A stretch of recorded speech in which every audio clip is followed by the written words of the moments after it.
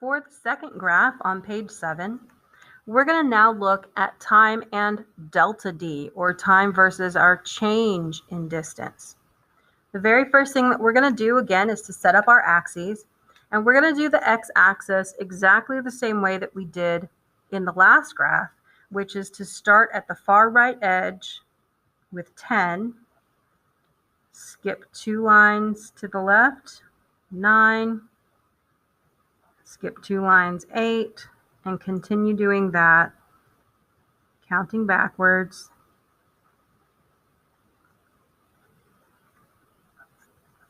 Until you get to 0. Go on and take your ruler or your straight edge, draw in your x-axis,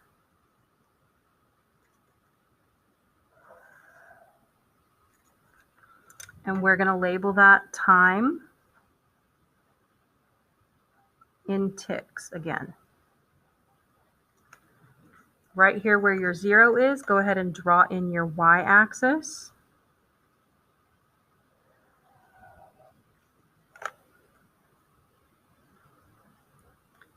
And then we're going to count lines available so that we can scale our axis in just a moment. So I have 1, 2, 3, 4, 5, 6, 7, 8, 9, 10, 11, 12, and we'll leave that last one. So I'm going to say I have 12 lines available on that y-axis. And before I do anything else, let's go ahead and label it. It's going to be our delta D in centimeters. And we're going to talk a little bit more about that label in just a moment. Now we need to scale our axis, and this one's going to be a little bit trickier because instead of just looking at the last value in each column, you have to look at every single value in all 4 of your delta D columns and find the absolute highest value for any of your delta D anywhere on your page. So when I look at mine, I can see right here in the middle of this one, I've got a 46.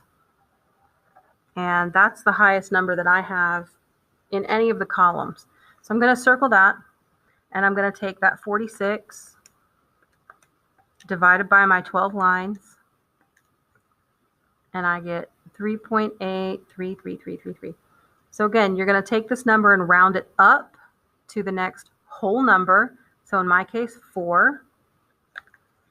And I'm going to count by 4. So number your lines, 4, 8. Yours might be different, but I'm numbering by 4s. 20, 24, 28, 32, 36, 40, 44, 48. Double check your math as you are numbering your axis. Use a calculator if you need to make sure that it's correct. But if you misnumber this, that's going to mess with your graphing there.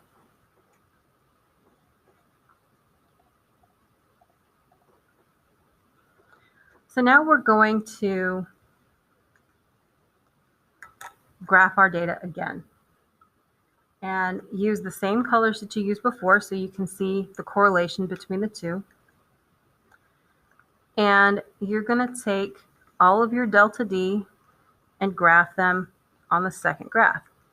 So 139, 240, 333.5, 434, 5 is 30, 6 31.5, 7 is 32, 8 is 30.5,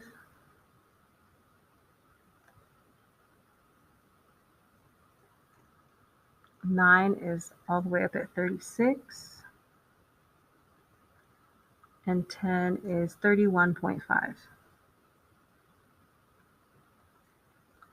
Now, I could look at this data and say, look at that and draw a best fit line. But we're going to do something a little bit different. Look back up at your first graph and find the slope of that color. So I'm looking at my green slope right here. And I see that the slope of this line was 33.8 centimeters per tick. I'm going to take this slope value and I'm going to use that as my y-intercept on my second graph. So 33.8 is going to be about right here. And then I'm going to take my straight edge, and using that value as a y-intercept, I'm just going to draw a straight line all the way across with my slope value as y-intercept. And what do you think about that? I couldn't have drawn a better best fit line if I had tried. It goes almost exactly in between. So the slope of our line up here is a pretty good average of all of our individual pieces of data here. So we're going to do that with all 4 of our data sets now. Plot your points in the appropriate color, then use your slope value as your y-intercept to draw a horizontal line, and we'll see what we get. Now you can see that I have 4 colored lines that correspond to my same 4 slopes from my first graph. So now we're going to write something underneath this graph as well. So go on and flip it open, and in the space underneath your graph, you're going to write, this is a velocity time graph.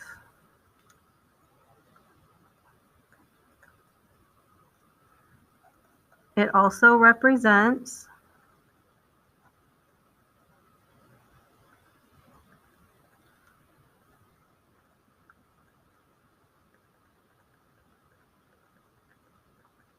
instantaneous velocity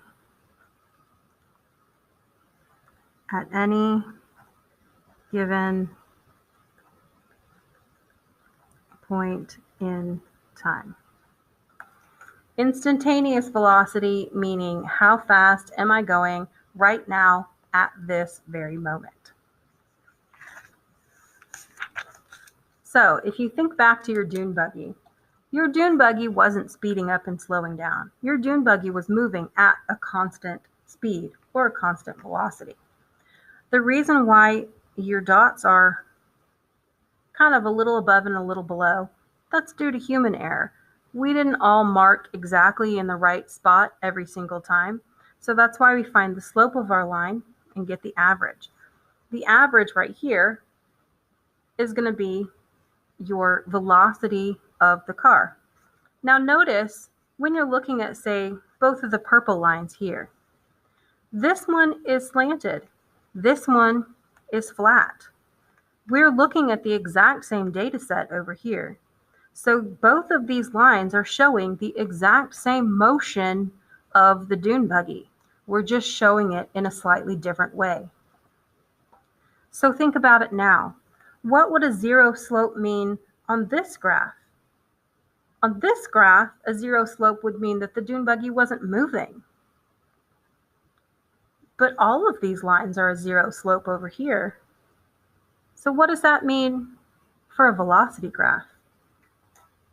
Think on that. And the last thing that we're going to do here is we're going to add a second label to our y-axis. And we're going to say that that can also be called velocity in centimeters per